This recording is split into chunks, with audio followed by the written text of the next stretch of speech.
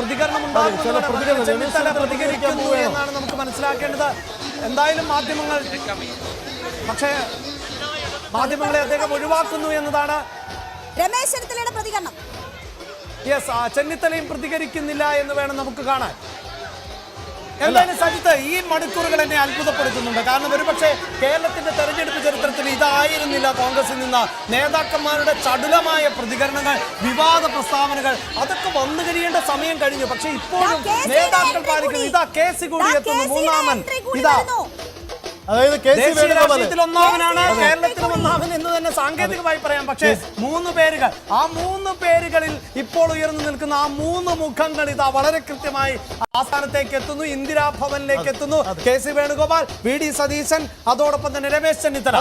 പ്രതിപക്ഷ നേതാവ് കെ.പി.സി. പ്രസിഡന്റ് അവിടെ ഉണ്ട്, സണ്ണി ജോസഫും ഉണ്ട്. പക്ഷേ സണ്ണി ജോസഫ് രാഷ്ട്രീയപരമായി സ്വന്തം മണ്ഡലത്തിൽ വെല്ലുവിളി നേരിടുന്നുണ്ട്. എന്തായാലും ആ ഒരു ആശങ്കയ്ക്കിടയിലും സ്വന്തം പാർട്ടിയുടെയും മുന്നണിയുടെയും വിജയം അദ്ദേഹത്തിന് മുന്നിൽ ആഘോഷമാക്കാൻ കഴിയുന്ന സാഹചര്യം ഉണ്ടാക്കുന്നുണ്ട്. രാവിലെ മുതൽ കെ.സി. വേണുഗോപാൽ അദ്ദേഹത്തിന്റെ കേശവദാസപുരത്തുള്ള വീട്ടിലാണ്. അവിടുന്ന് ഇതാ അദ്ദേഹം ഇപ്പോൾ കൗണ്ടിങ് അതിന്റെ ഒരു ഏകദേശ ചിത്രമാവുമ്പോൾ ഈ ആഘോഷ തിരകൾക്കിടയിലൂടെ ഇതാ പാർട്ടി ഓഫീസിലേക്ക് എത്തുകയാണ്. എല്ലാവർക്കും ആഘോഷിക്കാൻ വകയുണ്ട്. എന്തായാലും ഈ നിമിഷങ്ങൾ കോൺഗ്രസിന് വൻപൻ ആഘോഷങ്ങളുടേതാണ്.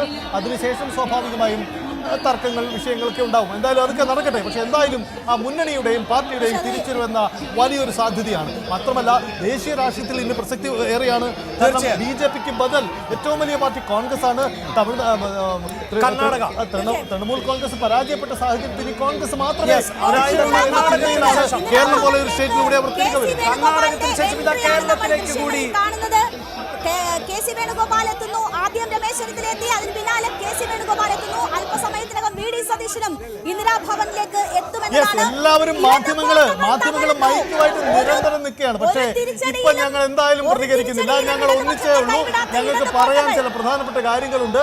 വളരെ പഞ്ചുള്ള ഡയലോഗ് നമുക്ക് സ്വാഭാവികമായി. എനിക്ക് തോന്നുന്നു ഇനിയെല്ലാം മാധ്യമ സൃഷ്ടിയായിരുന്നു എന്ന മറ്റൊരു മറുപടി ചിലപ്പോൾ പ്രതീക്ഷിക്കാം. മുഖ്യമന്ത്രി തർക്കമൊന്നും ഉണ്ടായിട്ടില്ല, നിങ്ങൾ പടച്ചു വിട്ടത് എന്ന ഒരു കാര്യം ഞാനൊന്ന് പറഞ്ഞോട്ടെ. അഭിലാഷ് സജിത്ത്, ഈ പ്രതിപക്ഷ നേതാവ് ആകാൻ ആരുമില്ല.